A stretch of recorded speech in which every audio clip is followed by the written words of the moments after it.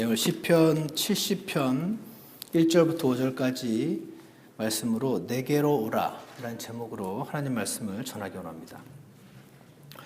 오늘 아버지 날입니다.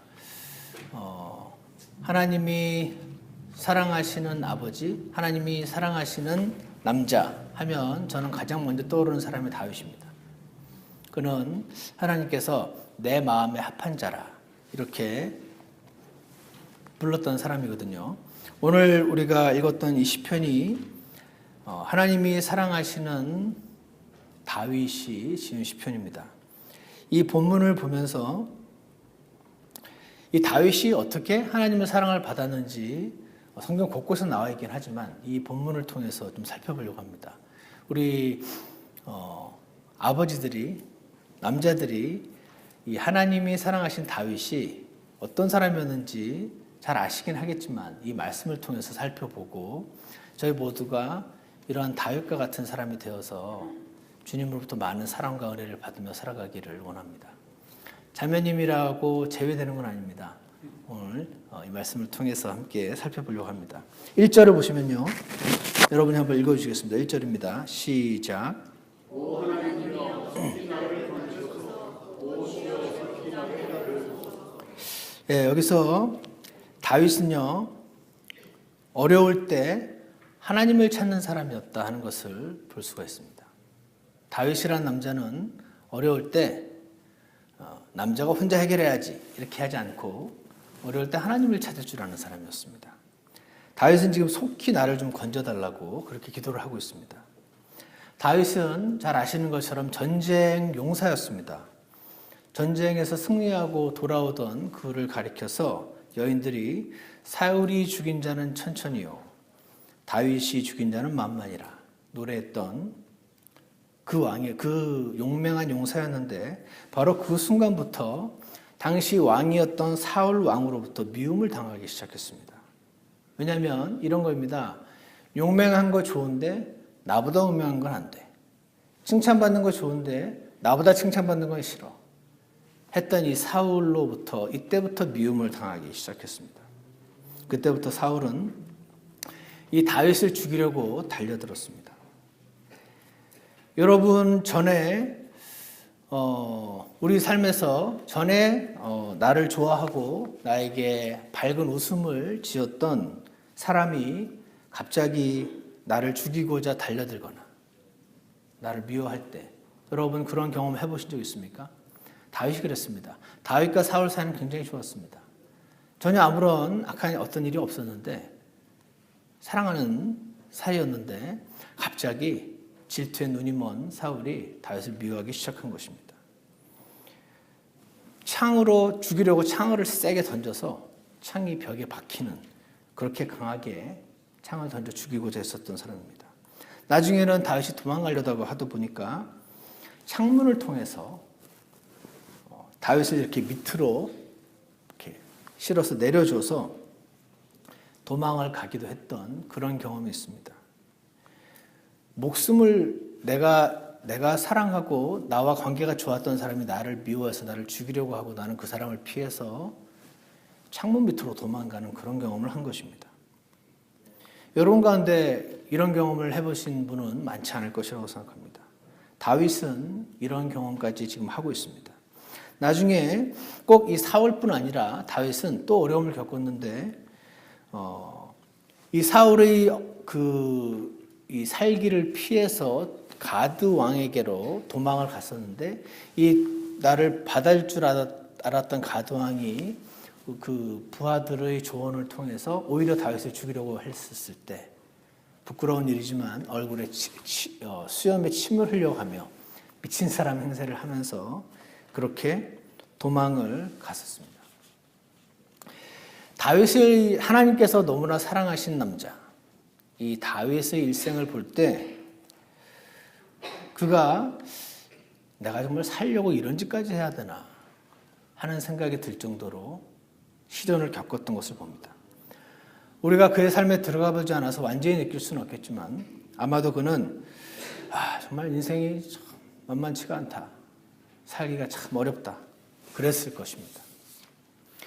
여러분과 저도 정말 인생에 살기 어렵다 그러시는 때가 있을 수가 있습니다. 직장 생활 하시는 분들 같은 경우에 상사에게 모욕적인 말을 들었을 때 그랬을 수도 있고요. 비즈니스를 하시는 분들은 비즈니스를 위해서 여러 가지 이유가 있겠지만 만나기 싫은 사람을 또 웃으면서 만나야 될 때도 있을 것이고, 또 학생들 경우는 공부를 해도 원하는 만큼의 결과를 못 얻게 될 때, 참 인생이 힘들다 그런 생각을 하기가 쉽다고 생각합니다. 그런데 다윗이라는 남자가, 용맹한 이 사람이 이렇게 탄식이 나올 만한 상황에서 하나님을 찾는 사람이었다는 것이 좀 놀랍습니다. 왜냐하면 생각보다 어려울 때 하나님을 찾는 게 여러분 쉽지 않습니다. 여러분들 가운데 어떤 분들은 물론 기도의 용사도 계실 것입니다. 하지만 더 많은 그리스도인들이 어렵고 힘들고 괴로울 때 하나님을 찾지 않습니다. 고민도 합니다. 근심도 합니다. 방법도 찾아봅니다. 친구들의 조언도 구해봅니다. 하지만 하나님을 찾지 않는 경우가 많습니다. 또 어떤 어려움이 막 닥쳤을 때 이 어려움을 피하고자 하는 마음이 사람들은 다 있습니다. 그래서 잠시 눈을 가리고 TV로, 영화로, 게임으로 혹은 스포츠로 다른 쾌락거리들로 도피를 하기도 합니다. 하지만 여전히 하나님은 찾지 않을 수가 있습니다. 어떤 분들은 그런 사람이 어디 있어? 그런 사람이 크리스찬이야? 그러실 수도 있는데 참으로 안타까운 사실은 구원받은 크리스찬들 가운데도 그런 분들이 얼마든지 있을 수가 있습니다. 어떤 분들은 아마 하나님께 실망을 해서 더 이상 하나님을 안 찾는 사람이 됐을 수도 있습니다. 내 기도는 안 들으시던데, 기도 하나님 믿긴 하지만 그러시는 분들도 있을 수 있고요. 하나님은 내 기도는 안 들으시는 것 같아. 나를 안 사랑하시는 것 같아. 이렇게 하나님에게 실망한 사람도 있습니다. 자신이 이러한 상황 가운데 있을 때 사실은 내가 지지 않아도 되는 짐을 스스로 짊어지고 있다는 사실을 우리가 기억을 할 필요가 있습니다. 예전에 들었던 예화인데 어떤 사람이요, 무거운 짐을 등에 짊어지고 길을 가고 있었습니다. 마침 마차를 타고 가던 한 백작이 그 사람에게 타라고 마차에 태워줬습니다. 그는 감사해하면서 마차에 탔습니다. 한참을 가고 있는데 보니까 그 사람이 마차에 탄 채 여전히 짐을 지고 있는 것입니다. 왜 짐 좀 내려놓고 그러지, 힘들게 무겁게 지고 가냐고 물었습니다. 그랬더니 이렇게 말합니다.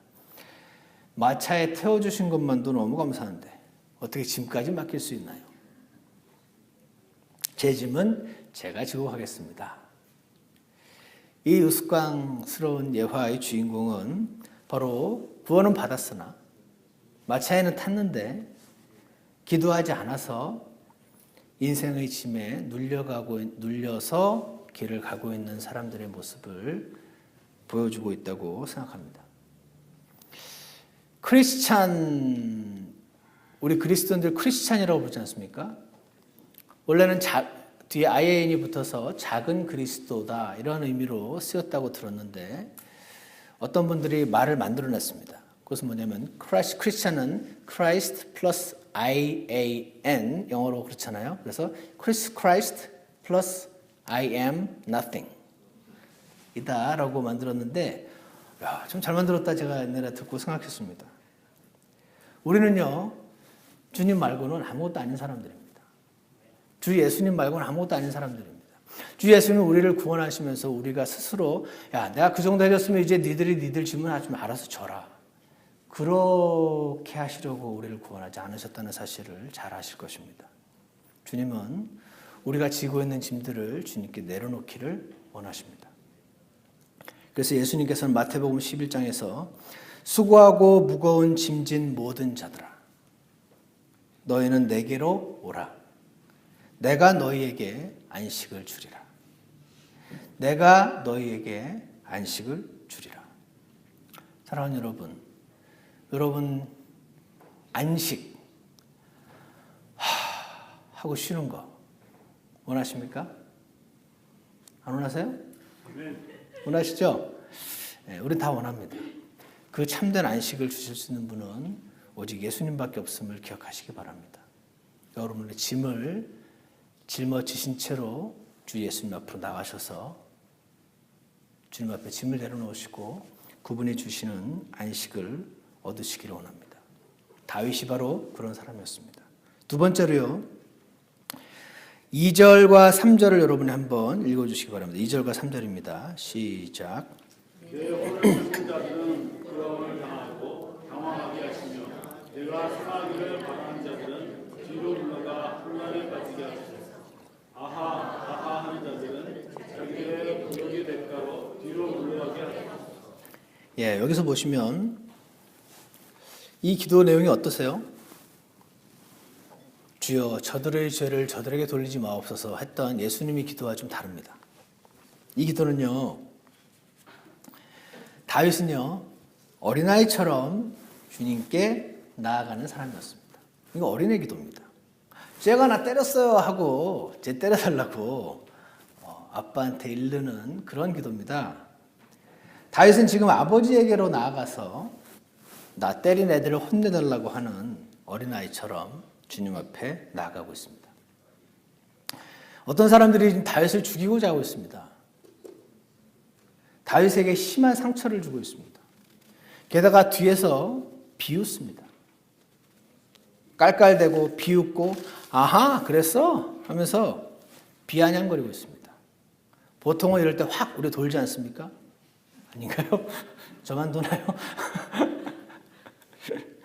그럴 때 일단 다윗에게 우리가 배울 수 있는 것은 하나님의 남자들이신 특히 우리 아버지들 어린아이처럼 그들을 혼내달라고 아버지께 구하는 기도를 하는 것 그리 유치한 기도 아니라는 사실을 기억하시기 바랍니다. 사실요 여러분 이것도요 생각보다 잘 안 됩니다. 우리가 사실은 뭔가 좀 기분 나쁘게 말하면 사실 우리가 교만한 사람들이기 때문에 이렇게 하는 게 쉽지가 않습니다. 그런데 다윗은 그 전쟁 용사여 하나님의 마음에 합한 이 사람은 사람들에게는 그렇게 하지 않았고 하나님 앞에서는 철저히 어린아이처럼 나아가서 이렇게 하는 사람이었습니다. 우리 그리스도인들은 이렇게 유치하고 어린아이 같은 기도를 하나님께 드릴 수 있는 사람이다 하는 것을 기억하시기 바랍니다. 우리가 나이가 아무리 많아져도 하나님 앞에서는 어린아이와 같은 존재들임을 기억하시기 바랍니다. 예수님께서는 이렇게 말씀하신 거 기억하시죠? 아버지여, 이것들을 지혜롭고 분별 있는 자들에게는 숨기시고 아기들에게는 드러내셨사오니 감사하나이다. 예수님은 예수님 없이 지혜롭고 분별 있는 거 안 좋아하셨고요. 어린아이 같은 사람들을 좋아하셨던 것을 알 수 있습니다. 마태복음 18장에서는 어린아이 하나를 불러서 그들 가운데 세우시고 너희가 회심하여 어린아이들과 같이 되지 아니하면 하늘의 왕국에 들어가지 못하리라. 누구든지 이 어린아이처럼 자기를 낮추는 자, 곧 그가 하늘의 왕국에서 가장 큰 자니라. 자기를 낮추는 사람은요 굽히고 부탁할 줄 아는 사람입니다. 어린아이처럼 하나님 앞에 나아가서 부탁하고 하는 것이 낮추고 겸손한 다윗과 같은 사람이었다는 것을 우리가 기억하기를 원합니다. 한 가지 놀라운 사실은 이렇게 어린아이처럼 이렇게 주님께 기도를 하며 나가시잖아요. 그러면은 모르겠습니다. 대부분 기도가 계속 이렇게 되지는 않습니다. 기도가 바뀌게 되는 걸 경험합니다. 어떤 분이 아내에게 나 이번 주부터 매일 새벽에 일어나서 조깅을 하고 출근할 거야. 이렇게 했습니다. 어떻게 됐을까요? 작심삼일이었습니다. 그러자 아내는 남편이 결심했던 걸 또 못 지키는 걸 보면서 한심해하는 것 같다고 이분이 느꼈습니다. 그렇게 해서 일기에 썼습니다. 뭐라고 썼냐면, 난 아내가 나를 한심하게 보는 것 같을 때 무진장 화가 난다. 그래서 하나님께 기도하며 나아갔다. 하나님, 아내가 나를 무시하는데 무진장 화가 납니다. 제가 잘못하긴 했지만 그런 식으로 남편을 대하는 건 좀 아니지 않습니까? 아내를 좀 남편을 존경하는 사람으로 바꾸어 주시옵소서. 물론 제가 존경할 만한 사람이 되어야 되는 게 맞긴 하죠. 하지만 뭐 존경스러워 사는 존경이 존경입니까? 존경스러워서 존경하는 건 그리스도는 아니어도 다 하는 거잖아요. 하고 주님께 나가서 생떼를 부렸습니다. 어린아이처럼 나가서요. 하나님 아버지께 아내를 일러 바쳤습니다. 그랬더니 어떻게 됐을까요? 그리고 나서 이분이 다음날 하나님 아침 말씀을 묵상했다. 일기에 또 쓰셨어요. 근데 그 묵상 구절이 예레미야서 3장 13절이었는데 너는 오직 내 죄를 인정할지니 이는 내가 주 내 하나님께 범죄하고 내 목소리에 순종하지 아니하였습니다. 주가 말하노라. 깜짝 놀랐다. 하나님이 내 편을 들으실 줄 알았는데 네 죄를 인정하라고 하신다. 이렇게 썼습니다. 그러면서 이렇게 하십니다. 인정하자. 나 정말 한심한 놈임을 인정하자. 결심해도 제대로 끝내지 못하는 한심한 인간 맞습니다, 주님. 이렇게 나가셨습니다, 이분이. 이렇게 기도하고 있는데 갑자기 눈물이 났다. 하나님은 그래도 나를 사랑하신다고 말해주시는 게 느껴졌다. 이러시네요. 그분은 자신에게 나오기만 하면 시원하게 솟아나는 생수로 나를 마시게 하시는 분이심을 믿는다. 그분은 생수의 강에서 완전히 젖어 시원하게 수영하기를 원하시는 분이시다. 나는 지금 작심삼일의 통닭처럼 보일지라도 사실 내 안의 생명은 독수리다. 나는 지금 무기력한 게으른 고양이처럼 보일지라도 사실은 젊은 사자다. 이렇게 쓰셨더군요. 아멘이십니까? 이 글을 보면요. 저는 이 글을 보면서 느꼈습니다. 저도 그런 경험이 몇 번 있는데 어린아이처럼 주님께 나아갔을 때 하나님은 그에게 은혜를 주십니다. 하나님은 사랑을 느끼게 해주십니다. 그의 기도를 변하게 해주시는 것입니다. 그러므로 사랑하는 여러분, 여러분과 저도 어린아이처럼 주님 앞으로 나아가기를 원합니다. 이렇게 어린아이 같은 기도가 우리에게 굉장히 필요한 기도인데 이러한 기도가 또 하나의 특징이 있습니다. 사람의 열등감을 치유해 주는 기도라는 것 아십니까? 사람에게는 다 열등감이라는 것이 있습니다. 신기한 것은 머리가 좋고 똑똑한 사람일수록 열등감은 더 크다고 합니다. 여러분이 열등감이 전혀 없으시면 생각 좀 해보시기 바랍니다. 사람이 누구에게인가 열등감을 느낄 때 진정한 해결책이 무엇인지 아십니까? 그것은 인정하는 것입니다. 근데 이게요, 어떤 사람에게는 죽기보다 힘이 듭니다. 그러니까 열등감이 이렇게 고치기 어려운 거 아니겠습니까? 하버드 대학생들이 무엇으로 인해서 가장 괴로움을 겪는가 들어보셨습니까? 예, 맞습니다. 열등감이라고 합니다. 그렇게 머리 좋은 똑똑한 학생들이 모여서 서로가 서로를 비교하니까 내가 한 번도 1등을 놓친 적이 없는데 여기 와서 꼴찌하네. 그래서 열등감에 시달리는 학생들이 이렇게 많다고 합니다. 그런데 여러분, 좀 아픈 말이긴 하지만 열등감은 교만의 다른 얼굴입니다. 교만하기 때문에 열등감을 느끼는 것입니다. 우리가 다 열등감을 느낀다는 말은 다 교만하다는 뜻 아니겠습니까? 다 교만하다는 말은 다 죄인이라는 또 다른 말입니다. 그러므로 여러분, 어떤 상황에서 내가 마음이 막 불편해지고 열등감이 느껴질 때 그런 나를 여전히 사랑하시는 주 예수님께로 나아가시기를 축원합니다. 만일 하나님께서 우리를 위하시면 누가 우리를 대적하리요? 자신의 아들을 아끼지 아니하시고 우리 모두를 위해 구분을 내주신 분께서 어찌 그 아들과 함께 또한 모든 것을 우리에게 값없이 주지 아니하시겠느냐? 누가 하나님께서 선택하신 자들을 무슨 일로 고소하리요? 의롭다 하시는 분은 하나님이시니 누가 정죄하리요? 누가 우리를 그리스도의 사랑에서 떼어놓으리요? 로마서 8장 말씀입니다. 열등감의 해결책이 인정이라고 하는데 내가 이 모습임에도 불구하고 여전히 나를 사랑하시는 분이 계시지 않으면 사람은 인정하기 어렵다고 저는 생각합니다. 그래서 스스로를 계속 속이면서 나의 이 열등감의 모습을 들키지 않으려고 계속 옷을 더 두껍게 입고 더 가면을 쓰면서 현대인들의 마음에 병이 드는 것입니다. 그렇지만 나의 이 모습 이대로 전혀 책망치 않으시고 사랑하시는 분을 여러분이 정말 믿으시고 경험하시면 그분 앞에 나가서 내 모습을 인정할 수 있습니다. 그러면 주님께서 책망치 않으시고 여전히 나를 사랑하신다는 것을 더 크게 느끼게 해주심으로 우리의 열등감을 치유해 주시는 것입니다. 그러므로 여러분이 더 잘한다고 더 사랑하지 않으시고 여러분이 더 못한다고 덜 잘한다고 덜 사랑하지 않으시는 그 하나님을 기억하시기 바랍니다.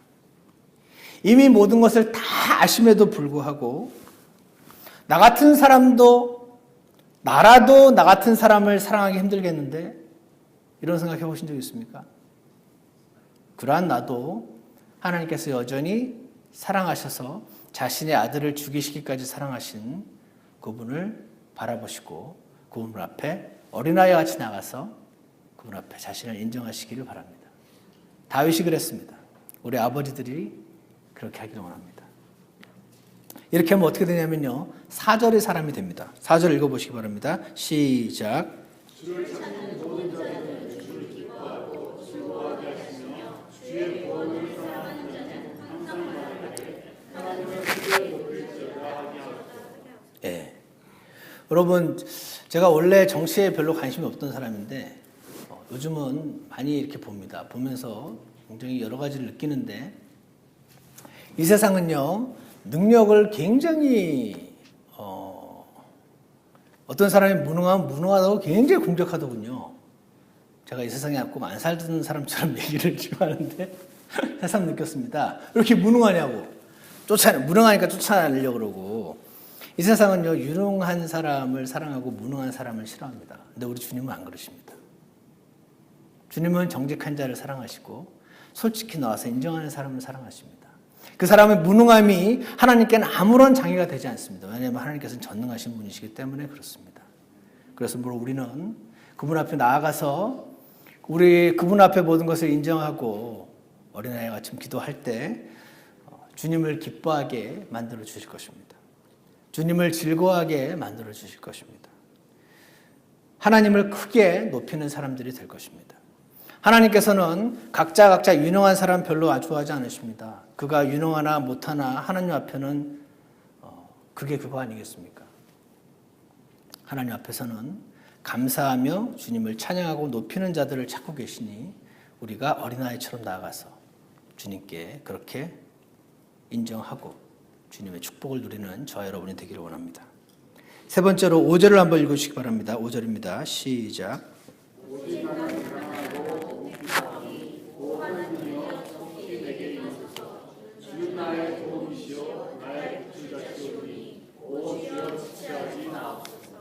예, 5절을 보면 다윗은 영의 궁핍함을 인정하는 사람이었습니다. 하나님께서 원하시는 아버지들은 자신의 영의 궁핍함을 인정하는 아버지들입니다. 다윗은 솔직하게 자신의 모습을 하나님 앞에 인정하고 있습니다. But I'm poor and needy. 그랬습니다. 다윗은 아마 이때 진짜로 막 사울의 그 추격을 피해 도망 다니를 하고 가난했을 것이고 잘 곳도 마땅치 않았을 것이고 입고 먹을 것도 마땅치 않아서 궁핍했을 것입니다. 그는 사무엘에게서 이미 기름 부음 받은 왕이었는데, 그죠? 이미 왕이었어요. 그런데 사실상 왕인데도 불구하고 여전히 가난하고 궁핍했습니다. 우리도 마찬가지인 거 아십니까? 베드로전서 2장 9절을 보면 너희는 선정된 세대요, 왕가의 제사장이요, 왕가의 로열 프리스트후드, 왕이면서 제사장이기까지 하다. 거룩한 민족이요. 너무 거룩하다고. 특별한 백성이니. 특별할 거 하나도 없는데. 하나님께서는 이렇게 말씀하십니다. 그리스도 안에서 우리 그렇게 보시기 때문이죠. 그런데 오늘은 우리가 나 자신을 볼 때 나는 여전히 영적으로 육적으로 가난하고 궁핍함을 보게 되기가 쉽습니다. 나도 분명히 구원 받은 그리스도인인데, 그래서 내 안에 성령님께서 분명히 계시는데, 그런데 성경에 적혀 있는 것처럼 내 안에서 생수의 강이 막 넘쳐나지 않는 것을 느끼는 것입니다. 지금 내 영적인 상태는 그렇게 부유하지가 않습니다. 풍성하지가 못하고 궁핍한 것을 느끼는 것입니다. 부자 아버지가 있는데 여전히 궁핍합니다. 재벌 아버지가 있는데 여전히 가난합니다. 왜죠? 부자 아버지를 찾아가지 않고 있기 때문에 그렇습니다. 재벌 아버지를 만나고 있지 않기 때문에 그런 것입니다. 부자보다, 재벌보다 더 부유하신 하나님 아버지를 향해서 우리가 어린아이처럼 나아가면 되는 것인데 그렇지 않고 있기 때문에 가난하고 궁핍한 것입니다. 그러므로 사랑하는 여러분, 우리가 주님께 나아갈 때, 기도할 때 나의 궁핍한 상태를 그대로 인정하고 주님 앞에 나아가시기를 원합니다. 나는 가난하고 궁핍하오니, 이렇게 인정하시기 바랍니다. 우리 아버지들 이렇게 꼭 인정하시기 바랍니다. 주님, 저는 가난하고 궁핍합니다. 피지컬리도 그렇고 영적으로도 지금 가난하고 궁핍합니다. 저를 긍휼히 여겨 주십시오. 저 사람이 나를 계속 괴롭혀서 아주 골치 아파 죽겠습니다. 좀 때려주십시오, 주님. 이렇게 나아가시기 바랍니다. 그러면 주님이 나의 도움이 되심을 경험하게 될 줄 믿습니다. 그분이 나의 구출자이심을 경험하게 될 줄 믿습니다. 내가 가난과 궁핍을 인정할 때 주님의 풍성함을 누리게 되는 것입니다. 오직 나는 가난하고 궁핍하오니 오 하나님이여 속히 내게 임하소서. 주는 나의 도움이시오 나의 구출자이시오니 오 주여 지체하지 마옵소서. 이것이 하나님이 사랑하시는 남자 다윗의 기도였습니다. 이 용맹했던 사람이 하나님께 어린애같이 나가고 어려울 때마다 하나님을 찾고 자신의 영혼의 궁핍함을 인정하는 사람이었습니다. 오늘 아버지 날을 맞이해서 우리 아버지들이 이렇게 행하기를 원합니다. 그래서 주님으로부터 무한하신 사랑과 은혜를 경험하기 원합니다. 하나님께서는 저와 여러분이 지고 있는 짐을 다 내려놓기를 원하십니다. 자신께로 나아가기를 원하십니다. 이 정도 짐은 제가 져야죠 하면서 그 짐을 지고 굳이 마차에 계속 간다고 의미가 없습니다. 우리는 어린아이처럼 나아가서 영혼의 궁핍함을 인정할 때 주님의 은혜와 긍휼을 얻기를 원하고 계신다는 사실을 기억하시고 그렇게 행하는 저와 여러분이 되기를 주님의 이름으로 축원합니다. 기도하겠습니다. 참 선하신 하나님 아버지, 정말 구약에서 가장 멋진 사람인 다윗이 정말 하나님께 의존하는 사람이었고 어린아이 같은 모습을 갖고 있었음을 이 시간 보게 해주신 것 감사합니다. 영혼의 궁핍함을 인정하는 저희가 되게 도와주시옵소서. 자꾸 가면을 쓰고 옷을 뒤집어 입어서 더 강하고 더 똑똑한 사람인 척 보이고자 하는 우리의 습성을 주님 앞에 내려놓게 하시고 정말 정직하게 우리의 죄악을 인정하고 영혼의 궁핍함을 인정하고 주님이 주시는 축복과 생수를 경험하는 저희가 되게 도와주시기를 간절히 원합니다. 오늘 그렇게 행하기를 결심하는 모든 분들을 주님 축복하셔서 참으로 살아계시고 지금도 우리를 돌보고 계신 주님을 만나는 저희 모두가 되도록 인도해 주시옵소서. 감사를 드리며 예수 그리스도 이름으로 기도드렸습니다.